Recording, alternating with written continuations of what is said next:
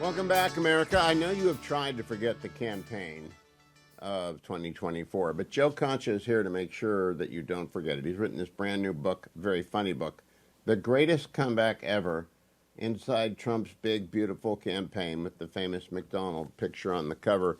Congratulations, Joe. This is pretty funny. I'm surprised you agreed to try and write a book about this campaign because it was such a ridiculous campaign, but you did. Congratulations. Who came up with the idea to put all of the quotes on the back, including the Rick Wilson quote, which I had written down from page 197, which is a memorable one? Yes, Trump's going to get wrecked. He's going to get destroyed. It's going to be a total blowout. I don't have it in front of me, so my apologies. But there were several quotes in the back of that book, Hugh, from Republicans as well. Nikki Haley, Chris Christie, Joe Scarborough, kind of a Republican, I guess, all predicting an easy Kamala victory. And then at the bottom, of course, there's my quote, where in October 2024, I saw some polling out of the Teamsters rank and file, and that did it for me, showing that Trump was up big with that largest union in the country. And I said, Trump's going to win this. He's going to win it quite easily. Save the tape, play it back if I'm wrong. This is how it's going to end. And sure enough, for once, I got something right. You. Yeah, I want to play I want to read the Rick. I've got your book. I've got the Greatest Comeback Ever. The Rick Wilson quote on page 181. It's also on the back of the book in part. Number one, Trump's going to lose. He's going to lose badly. He's going to be wrecked. I don't know how the electoral college count's going to be at the end of this, but it's going to get loud. It's going to get hard for him. Their panic is extraordinary. This is a campaign in free fall. You also quote Larry Sabato as saying, his crystal ball has got Trump losing.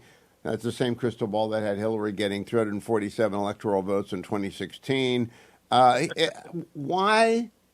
Why are so many people invested in being so wrong? Is there no downside, Joe, to their being so wrong so often?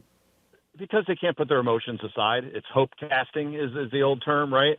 They really, really want it to happen to the point where they delude themselves into believing it, Hugh. And, I mean, look at Ann Selzer, for example. She was the gold standard, right? Never gets it wrong. What she says, you could take to the bank. And sure enough, 3 days before the election, she comes out with this shock poll showing that Kamala Harris is up in Iowa by 3 points. And I remember hearing that, and I'm like, that is mathematically impossible because Donald Trump had won that state by double digits. And you're going to tell me that Kamala Harris not only reversed that, but something like to a tune of 21 points from what Joe Biden was trailing Donald Trump in that state. And with so many Republicans that are registered there, they clearly outnumber Democrats. And I just thought that, okay, this can't be real. And sure enough, it was. And Ann Selzer was wrong by about 17 points. Trump won by 14 points in Iowa. And then she rightly retired afterwards. So we saw that throughout the entire campaign. The same, I'm not going to call it mistake because that sounds like it was an error that wasn't intentional. Intentional delusion, which was to oversample Democrats by 7, 8 points every time they do a poll, when actually we're pretty much a 50-50 country. You can even make the argument right of center. And that's why these polls are wrong every time. They will not change their methodology. And as a result, they look stupid once again. Now, Joe Concha, you kind of answered my question because I had written down the Ann Selzer poll. That rocked me a little bit. I was feeling fairly confident, but not as confident as you, that Trump was going to win. But Ann Selzer is, quote, the gold standard. She'd never been wrong before. Then all of a sudden, not only is she wrong, she's Steve Sachs trying to throw to first base. She can't do it. She gets the yips. Now, do you think that was intentional on her part, or do you think that was just that her brain broke and thus her polling broke?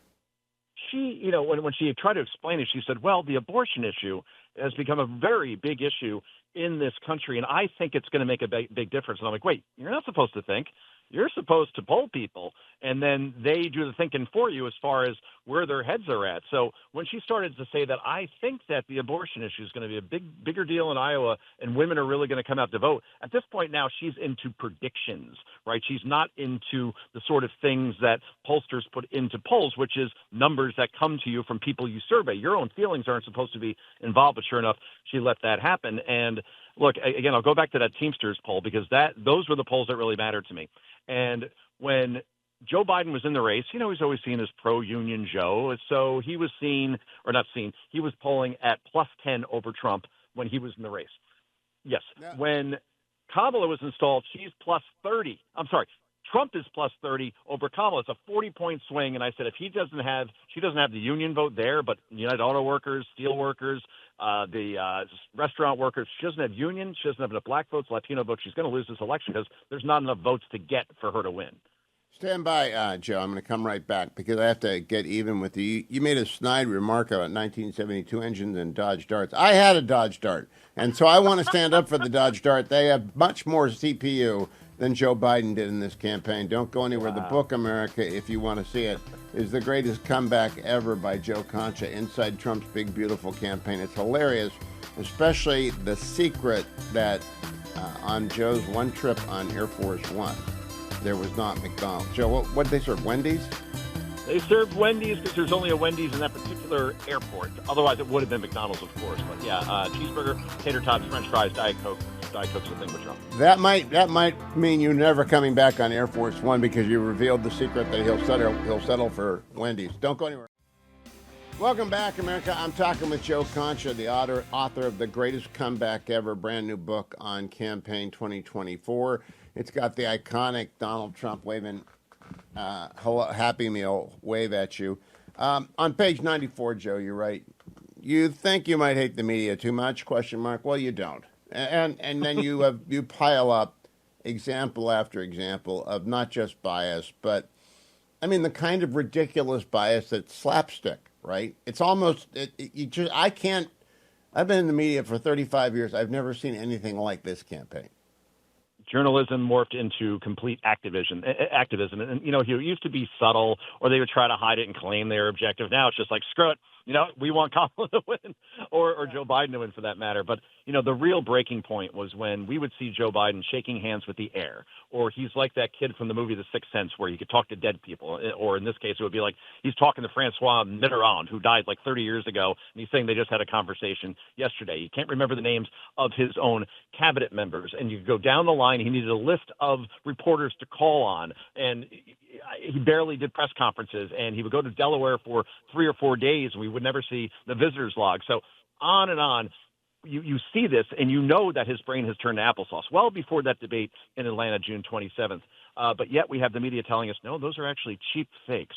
That's Republicans and the Trump campaign trying to deceive you into thinking that Joe Biden is fine when actually he's as sharp as Stephen Hawking and has the running capacity of Saquon Barkley, physically. Like, this is a guy that's on. And once the media tried to sell us on that, and clearly that wasn't the case, and the debate completely exposed that, there was no recovering from that at that point. Well, what you write about the debate, and I haven't used the term yet, and now I'm going to not ever forget it. He was gap-mouthed.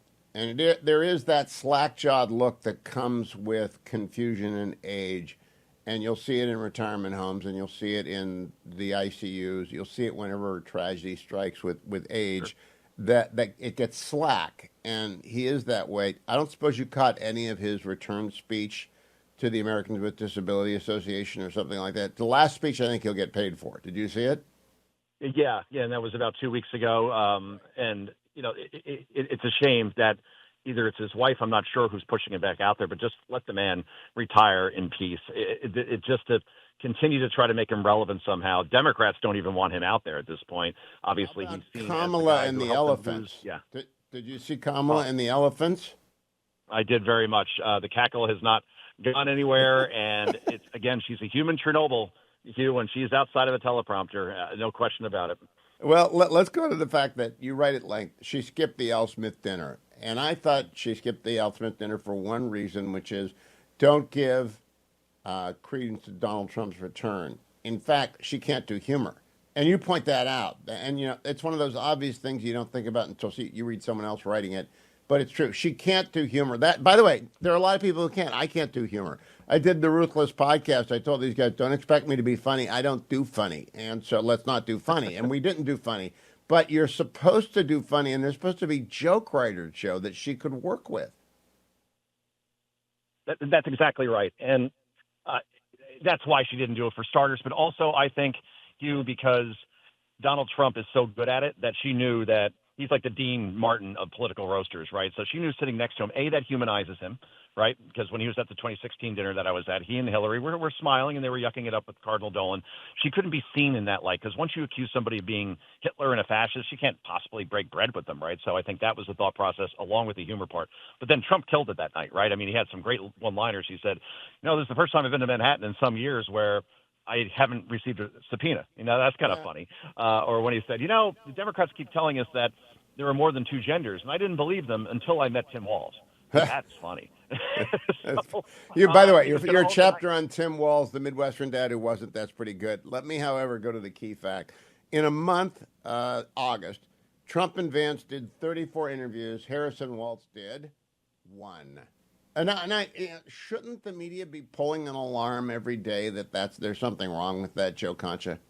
Oh, completely. And remember the first 6 weeks of the campaign after Kamala was installed Soviet style as the nominee, she did 0 interviews. And we're talking, Hugh, like even if The View called, they're like, no, can't do it. Or let's see, Rachel Maddow wants to have an interview with you. Can't do it. They wouldn't even let her do the T-ball interviews.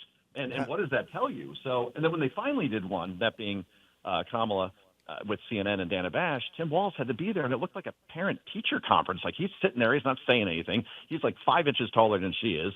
She's in this little chair somewhere. And, again, she went to CNN, which no one's watching, while Trump's doing Joe Rogan, right? And then he's going 3 hours with him. Meanwhile, Kamala tells Rogan's people, or at least Kamala's people tell Rogan, okay, she could come on, but she has to come to us. We're only going to do an hour, and we want the topics beforehand. And Rogan's like, no, I'm not doing that. And those sort of things help lose her the election. Well, I think this is going to be a bestseller, and I want to finish by talking to you about page 195, why Trump won. Thank you. Inflation, crime, border wars, woke identity politics, censorship, weaponization of the government against political opponents, blatant dishonesty. That's why Kamala and the Dems lost. And, it really is that simple. I don't think they'll ever commit that bad of a campaign again. Do you?